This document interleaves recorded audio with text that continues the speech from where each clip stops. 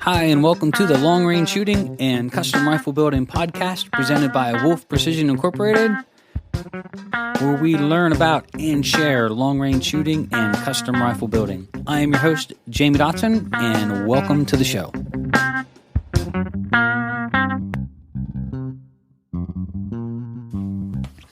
Hi, and welcome to episode 9 of Wolf Precision's Long Range Shooting and Custom Rifle Building podcast. My name is Jamie Dotson, I'm your host, and welcome to the show.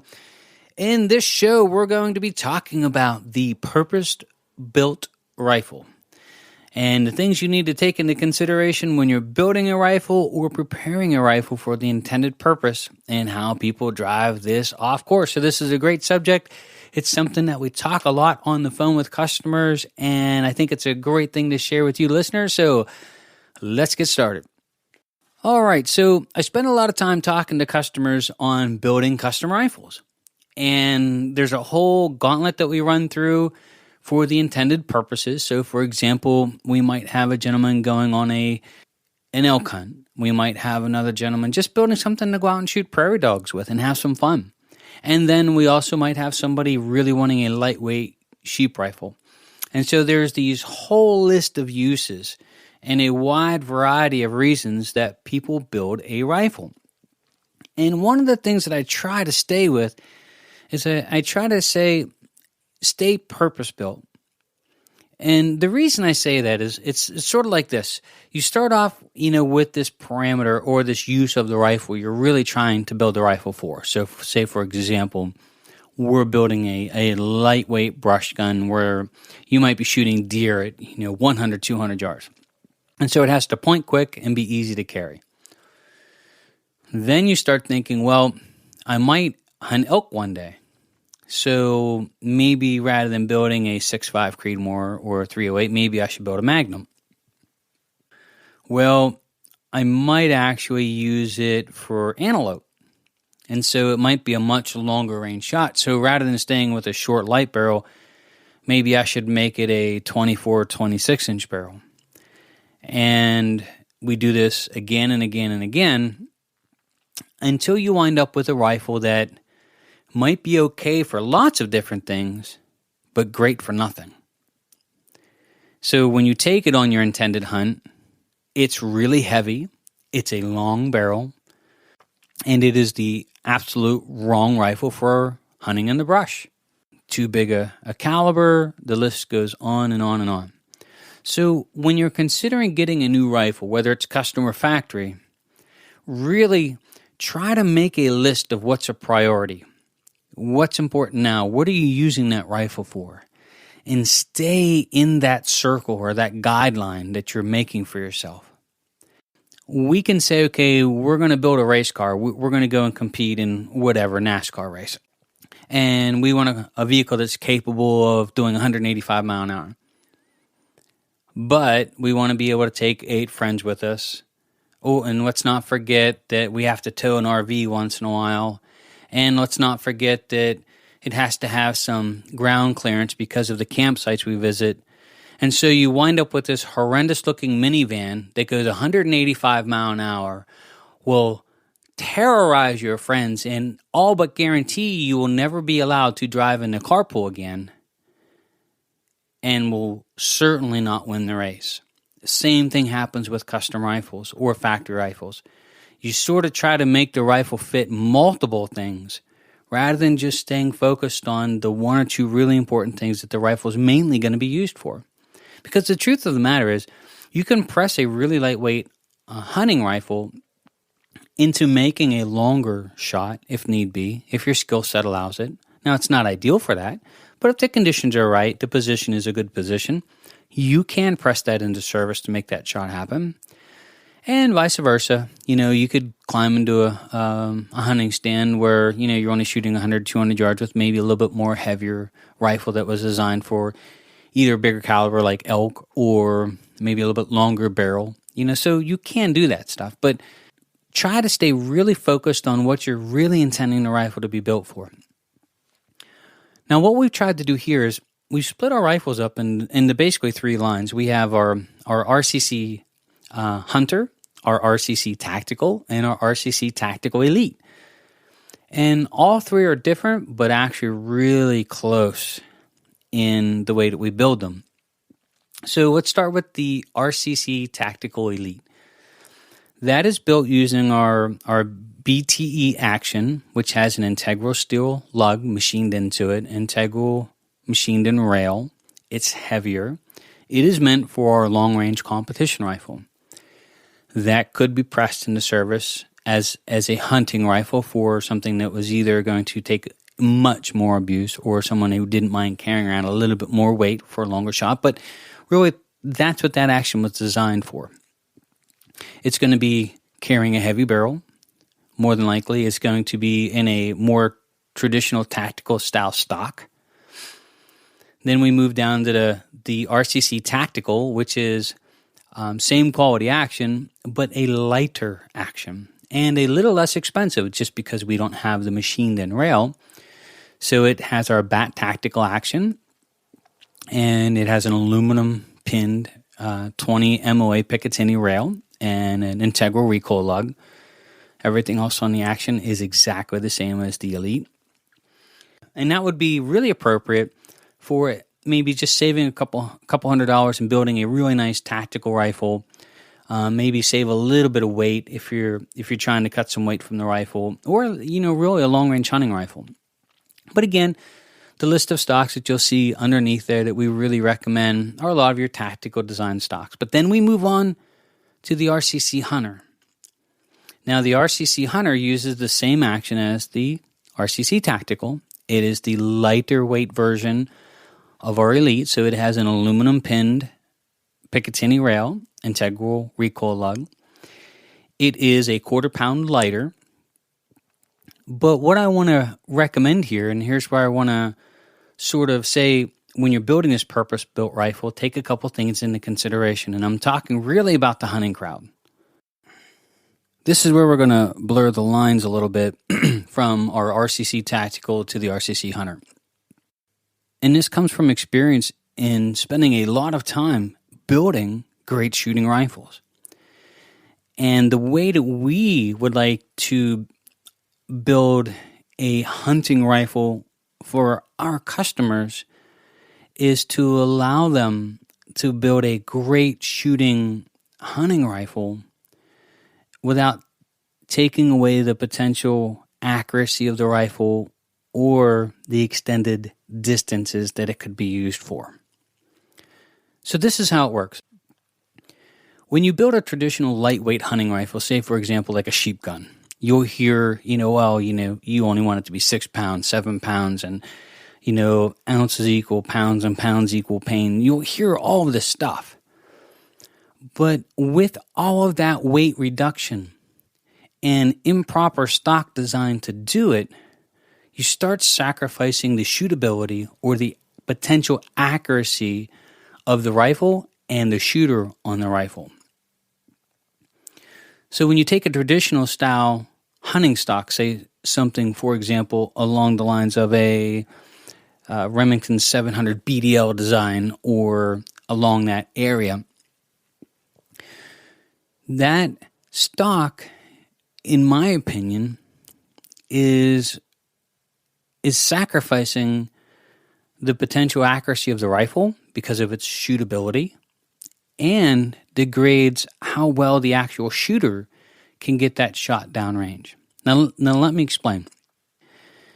When you take a traditional hunting rifle, there are things designed into it that when you're shooting the rifle is more of a sensation as you're a passenger in a car rather than the driver. And that is where the two split. So you're sacrificing your ability to drive that car and just simply get your butt plopped into passenger seat to go along for the ride. When you build a traditional style stock hunting rifle and you're trying to get the absolute lightest rifle possible, you're using a much thinner barrel, a lot more barrel width. You're using a really lightweight stock, oftentimes a more classical, like straight type grip stock that's more like holding the rifle rather than shooting it in the palm of your hand. You've got narrower fore ends, which don't ride packs real well, which flex and bow sometimes. You don't have an adjustable length of pull or a way to get your face on the gun. So you degrade the quality of the shot that you can put downrange. And so you've taken what could have potentially been a half-minute or sub-half-minute gun, and the combination of a sub-half-minute shooter, which equates to you potentially in the field holding an inch group consistently or better, and at 500 yards allowing you to hit a 5-inch circle, which is great for that type of shooting. And you've opened up the accuracy of the rifle ever so slightly because of the components and the thinness of the barrel and so on and so forth. And then you've also compounded that problem because you, the shooter, can't drive it properly. And so now you've opened that group up to, let's just say, a minute gun, just because of how light it's designed and how poorly it's designed in some areas. And you've opened yourself up to the potential of a minute shooter because you can't drive it properly because it doesn't fit well. It doesn't have a nice grip, a vertical style grip to get into the palm of your hand for you to control the rifle. It doesn't have a little bit wider forearm or forend to ride your backpack or to ride a bag better. It doesn't have the adjustable length of pull or spacer system. It doesn't have any way for you to get your face on the gun. All of these things start adding up. And now you've got a minute gun and a minute shooter, which is a 2-minute of angle shot at 500 yards or 10-inch. Our goal has always been to try to find a way to bring those two worlds together and create a great shooting rifle that's designed properly for the shooter to drive it. And this is where it sort of separates out. Of course, we want to start with the BAT tactical action. It's our design. It was always designed around accuracy. If you go on our website and you look at our stock selections, you're not going to see a lot of traditional hunting style stocks. And the reason being is that we can now order a proper, accurate shooting stock, one that you can drive. You're going to feel comfortable getting behind. You're going to be able to set up properly for yourself. And we can reduce that weight significantly with carbon fiber. So, for example, you take a look at the new Macmillan Game Warden, the traditional Macmillan A3, which is a fantastic field stock. You go to the Game Scout. All of these stocks are designed around fitting the shooter properly to take your best shot. And now with them introducing the carbon fiber, allows us to use that, reduce the weight so it can fit a better weight requirement in the field, but still maintain all of its functionality as far as allowing you, the shooter, to get your best shot down range. When you look at the stock design, there's a couple of things I just want to point out real quick that I think is really important. An adjustable length of pull. This is a $125 option from Macmillan, and it does add a little bit of weight to the rifle, but it is the best $125 you will ever spend in the investment of the custom rifle itself, or any rifle for that matter. The reason being is you're going to go out and you're going to shoot, for example, you're going to go out and shoot woodchucks to practice all summer long. You get the scope all set up for your eye relief. You get the stock all set up for your length of pull. You're feeling great. I mean, you're out there just really having a great time and hitting stuff at distance. Then you head out west, and it's 22 degrees in the morning, and you've got your heavy coat on, and long johns, and a sweatshirt. And there's the animal at 400 or 500 yards, and you lay down on the gun, and the scope is an inch further away from your face than what it's supposed to be. Your grip on the rifle is an inch further away from your body than what it's supposed to be. Nothing is comfortable. Nothing feels right. Are you going to take your best shot? And so just that simple investment in an adjustable length of pull allows you to pull those spacers out, get the rifle fit properly for the clothing that you're wearing, and then go out, and when you pull that rifle up, your eye relief is right there. The rifle's where it's supposed to be. You are ready to go. Then you have the subject of the adjustable cheek piece. Now, I personally think it's weight worth having. It's at the rear of the gun, so it helps balance the stock a little bit. But I do like to have an adjustable cheek piece to fit my face properly and to actually have contact with the rifle itself, with my face. So having both, a good cheek weld and consistent cheek pressure really plays a lot in long-range shooting, especially in precision shooting. So I think it's a trade-off that's worth it. If you wanted to save weight on this particular style of rifle, you could get a product called Gotta Grip. And if you do a web search, they'll pull right up. They're like a foam or like material that's in different heights that you can stick to the rifle that won't damage the rifle, that'll raise the cheek piece up, or at least like a cheek piece, allow you to get your face on the gun. And it doesn't weigh a lot. And it will allow you to remove it without damaging the stock or the paint. And so there's ways that you could go without the adjustable cheek piece. Some of the Macmillan stocks that you'll see that have a higher cheek swell that maybe not require an adjustable cheek piece. So my favorite two hunting stocks right out of the gate is the Macmillan A3, the Remington Hunter that Macmillan makes, and the number one stock that they're selling right now is the Game Warden. Now we're going to keep moving forward up the stock. The grip. The grip is so important on a rifle stock. The traditional straight style grips that you see on a lot of the stocks that you'll find out there, they don't allow you to really control the rifle. And so when the gun recoils, the rifle slides through your hand a little bit, it's like taking and being a passenger in the car rather than driving it. And so I like something with a little bit more of a vertical grip, whether it's a thumb hole, whether it's the A3 style, the Warden. If you hold your hand up like you're going to handshake somebody, that is your grip for your hand. That's how you naturally grip things. And so it's really weird for me to roll my wrist forward and try to hold it like a traditional style grip. It's hard on my wrists after a while, and it just doesn't allow me to drive the rifle. So a lot of these stocks have this vertical style grip, which again allows you to take control of the rifle and allow you to shoot it better. Then we move forward of the rifle some more, and we get up into the fore end of the rifle, or the rifle stock. They are a little bit wider, so they'll ride your backpack better. They'll be more secure on a bipod. They're not going to flex and bow.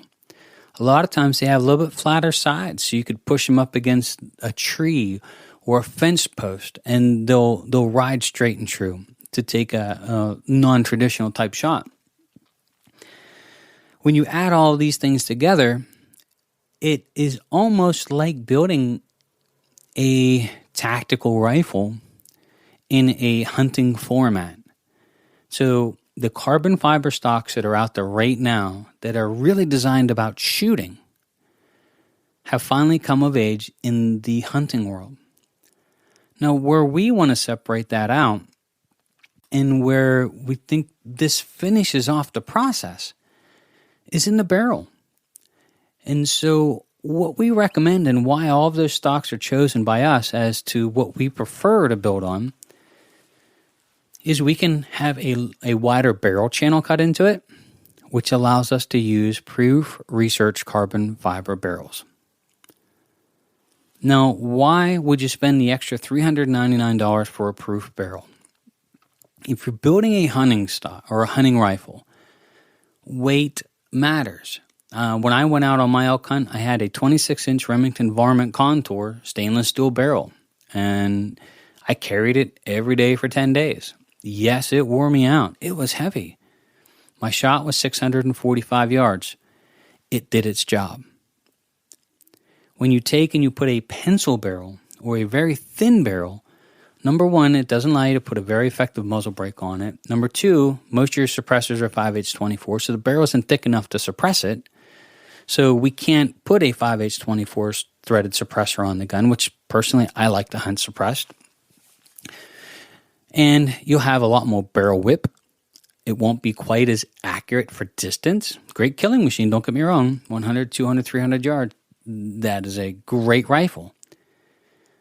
But what if we could take a rifle of about the same weight and have a rifle that handles like it's that thin barrel, but shoot like it's a heavy barrel? What if we had a rifle that had the less barrel whip of a heavy barrel, but weighed the same or close to the same as a thin barrel? So yes, carbon fiber is stiffer than steel, and they say it's of the same weight. So if you take a proof research Sendero contoured barrel and you take a let's just say, for example, a Wolf Precision number 7 contour, which is our tactical contour, the stainless steel barrel, the Krieger is going to be stiffer. In order for the proof research barrel to be as stiff, it has to be of the same weight, which means it would be of a much, much, much bigger diameter. But that gap closes when you go to a hunting style rifle. When you start comparing a number 2 or number 3 contour compared to the proof research, number 1, we can now have a more rigid barrel. We can have a barrel that potentially is going to have less barrel whip, which goes into accuracy. And then we also have a barrel that's thick enough that we can put a suppressor or a proper sized muzzle brake on it. So we can thread it 5/8/24. That's our standard thread. We can spin our suppressor on the end of it, and away we go. If weight becomes an issue where you want to even reduce more weight, well, then you get into barrel length. And so traditionally, I like for medium range hunting or varmint hunting or predator hunting, 16.5, 17.5, 18.5 inch barrels, especially suppressed, are an absolute blast. Throw that into carbon fiber, and it feels like a regular hunting rifle. If you're extending those ranges or shooting a Magnum, like the new 6.5 PRC, then maybe 22 or 24 inches will help get that extra velocity out, help make it more of an appropriate long-range rifle, but really without adding much weight at all. So you could use it for the other things. So what we're trying to do is we're trying to say, okay, we want you to stay purpose-built with the rifle, but we also want you to stay purpose-built with being able to shoot the accuracy that you intend to shoot, for the rifle to be as accurate as you want it to be, and to be able to take the longer shots more reliably, more predictably, and more importantly, more confidently. And that has to do with the combination of the proper design stock for that type of shooting, and then taking it one step further with a barrel that will help with finishing that off with the potential accuracy and reduced barrel whip and increased accuracy, all that stuff. So in our hunting line personally here, we have our tactical line of rifles, and then we have our hunting line of rifles. The two barrels that we offer are twins, almost, in the fact of their contours. One is carbon fiber, one is steel. We know what makes rifles shoot well. We know the proper stock design and how important it is.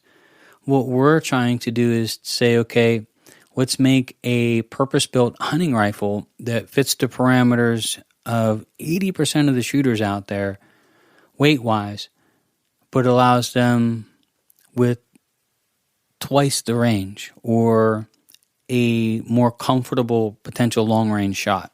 And so accuracy has always been the most important thing for us here. You know, accuracy on the short range and the use of these rifles at extended distances. And this is the area that we find is the best compromise. Does it weigh a little bit more than a traditional hunting rifle? Yes, it does. Does it weigh 22 pounds? No, it does not. Is it comfortable to carry? Way better than the stainless steel barrels. Is it accurate? Yes, absolutely. From all the testing that we have done, we have customers that shoot these in tactical and sniper matches with the carbon fiber barrels, and they shoot every bit as good as all the other barrels and have one in place. So yes, The only trade-off is that $399 you're going to invest in the carbon fiber barrel, and the extra $100 you may invest in the stock to turn it into carbon fiber. But in the end, we think you're going to wind up with a rifle that fits the parameters and allows you to do more, to shoot further, and to be more accurate. And we feel that's more important. So this is my personal opinion on things, and our goal is always, accuracy first and trying to get the best out of the rifle and the shooter at the same time. And we feel that our experiences led us down to the path where we're on now with not just the components, but stock designs and so on and so forth. On the next section we want to talk about here is we do a question and answer, and we have a couple questions that we would like to address. And the first one, the customer had asked, what about fluted barrels? So we have a question from Charles Newton in Boise, Idaho, and he had asked, when it comes to hunting rifles, what about fluting barrels or tactical rifles? And I thought this was really a great area to address this. And aesthetically, I think fluted barrels look really nice, and this is just what I know. So I'm only going to pass on the facts that I know. Is they aesthetically look really nice. They do alleviate some weight, but you can alleviate that same weight by reducing the barrel length by 1 or 2 inches. There is a trade-off to fluted barrels. Is when you flute a rifle barrel, when you relieve metal from the outside, you have a tendency to open the bore up on the inside. It's measurable. So we filmed some gunsmithing videos with Cordy Gritters, and it was absolutely stunning to watch lead slugs be nice and tight until they got right where the flutes were at, and then they slid through nice and easy. Is it an accuracy issue? No. Is it a potential problem? Of course it is. And so on my rifles here, I prefer not the flute barrels, only because it adds another item to the soup that could potentially cause a problem. And so it's everything that has a pro has a con, and we would rather not have that potential issue of the bore opening up causing, some inaccuracy or some potential issues that we don't know. There's no sense in taking the risk of putting that in there for aesthetics. And so we don't recommend, personally, fluted barrels. And then another question we have here is Picatinny rails for mounting scopes. And, why we use Picatinny rails on our actions, and whether or not we would use just simple, screw on like something like a tally that has a base included into it that you could just put on top of a Remington or so on and so forth. That's a really good question. I actually prefer a full-length Picatinny rail on my rifles. On non-magnums, aluminum is great. On big magnums, like a 338, you might want to go steel. But the Picatinny rails allow you to do a couple things. Number one, as long as the rail is machined properly when you put that on the rifle, and then when you put your rings on the Picatinny rail, any misalignment from the rifle to the rail is stopped and is not carried through from the rail to the rings to the scope. So when you mount anything directly to the receiver, if there's any misalignment, it stays in the rings, and then that carries, especially a two-piece, and then that misalignment will carry through to the top of the rings, which then carry to the mounting point of the scope. So I personally prefer one-piece Picatinny rails because they sort of stop that, and I don't really believe in lapping rings.